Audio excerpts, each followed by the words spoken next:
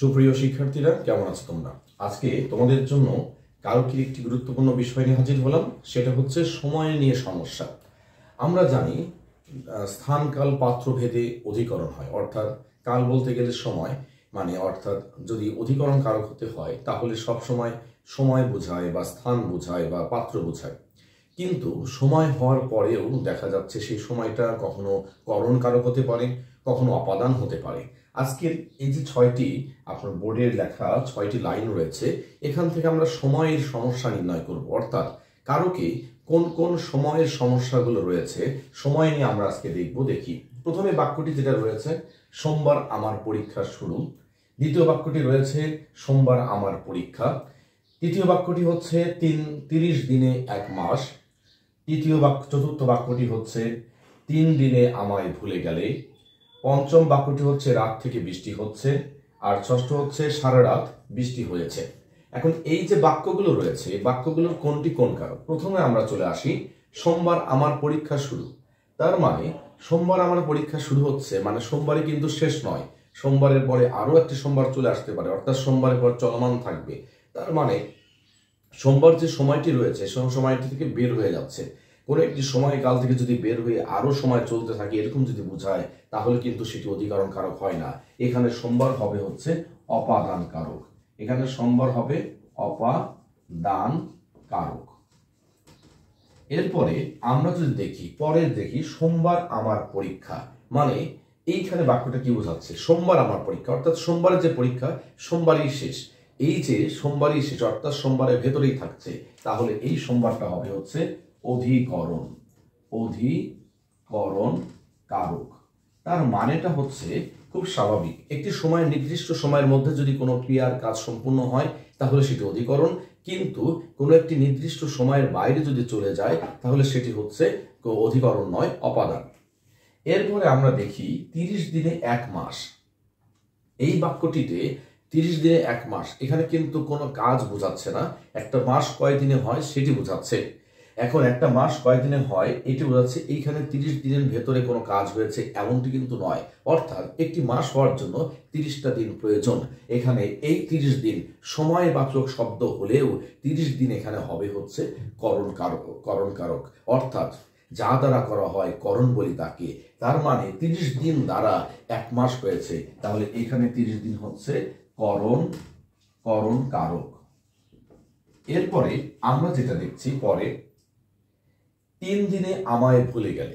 কি কষ্টকর একটি বিষয় যে 3 দিনে আমি ভুলে গেলাম। তার মানে 3 দিনে আমায় ভুলে গেলে, এই বাক্যটির মধ্যে আবেগ যাই থাকুক না কেন, অর্থাৎ ভুলে যাওয়াটা হয়েছে 3 দিনের দ্বারা।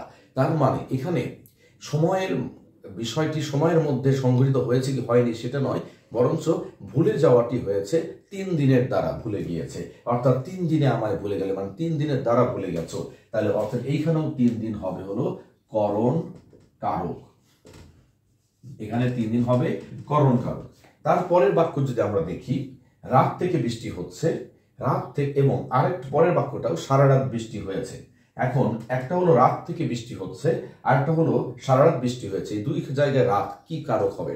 একটু আমরা যদি লক্ষ্য করি, যে দুটো লক্ষ্য আমরা এর আগেও দেখেছি, বিষয়টি হলো রাত থেকে বৃষ্টি হচ্ছে, তার মানে বৃষ্টিটা এখনো হচ্ছে, রাত থেকে বের হয়ে আরো চলমান আছে, বা আমরা একটি কন্টিনিউয়াস আছে, অর্থাৎ চলমান রয়েছে, কাজটি এখনো শেষ হয়নি, এটা বোঝাচ্ছে।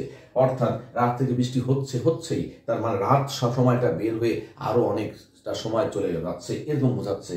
তাহলে এইখানে এই বাক্যে রাত থেকে বৃষ্টি হচ্ছে, রাত হবে হলো অপাদান কারক।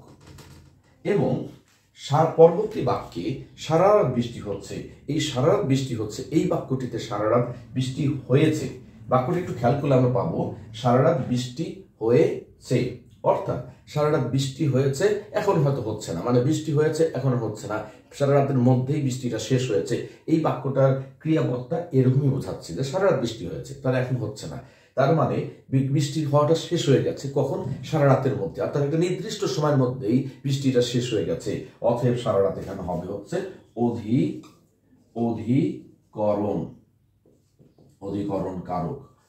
অর্থাৎ যদি কোনো কিছুর মধ্যে কোনো নির্দিষ্ট সময়ের মধ্যে কাজ শেষ হয়ে যাচ্ছে সেটা হচ্ছে অধিকরণ, আর যদি সেই সময় থেকে যদি বের হয়ে আরো যদি চলতে থাকে এটা বোঝায় তাহলে সেটা হচ্ছে অপাদান।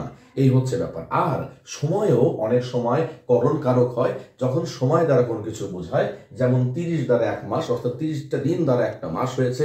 3 দিনে আমায় ভুলে গেলে 3টা দিন দ্বারা আমি ভুলে গিয়েছি, এই যে দ্বারা বিষয়টি আছে মানে কি এইটা বোঝাচ্ছে। তাহলে এই 3 দিনের দ্বারা ভুলে গেছি এইটা বোঝাচ্ছে, অতএব এটি এই 3 দিন অথবা 30 দিন এইখানে দুটা হবে হচ্ছে করণ কারক। তাহলে আমরা প্রথম থেকে যদি আসি, সোমবার থেকে আমার পরীক্ষা শুরু, সোমবারে পরীক্ষা শুরু মানে সোমবার থেকে আরো সোমবার চলতে থাকবে, মানে আরো পরের দিন চলতে থাকবে, এখনো শেষ হবে না, মানে সোমবারই শেষ হবে না পরীক্ষা, তাহলে সেটি হচ্ছে সোমবার অপাদান। কিন্তু পরবর্তী বাক্যে সোমবার আমার পরীক্ষা, তার মানে সোমবারই পরীক্ষা সোমবারই শেষ, এটি হচ্ছে অধিকরণ। 30 দিনের দ্বারা 1 মাস, অর্থাৎ 30টা দিনের দ্বারা একটা মাস হয়েছে, এটা কিসের দ্বারা? 30 দিনের দ্বারা, অর্থাৎ করণ কারক। 3 দিনে আমায় ভুলে গেলে এটাও 3 দিনের দ্বারা ভুলে গেছে, তাহলে এটাও করণ কারক। তারপরে রাত থেকে বৃষ্টি হচ্ছে, অর্থাৎ রাতেও বৃষ্টি হয়েছে, তারপর আরো বৃষ্টি চলমান রয়েছে, এটা বোঝাচ্ছে, তাহলে সেটা হচ্ছে অপাদান। কিন্তু সারা রাত বৃষ্টি হয়েছে মানে বৃষ্টি হওয়াটা শেষ, অতএব এই সারা রাতটা হবে অধিকরণ কারক। যাই হোক, তোমরা এই ক্লাসটি করার পরে, এই দেখার পরে উপকৃত হবে। ধন্যবাদ সকলকে। শেষ করছি আজকের মতো। আসসালামু আলাইকুম।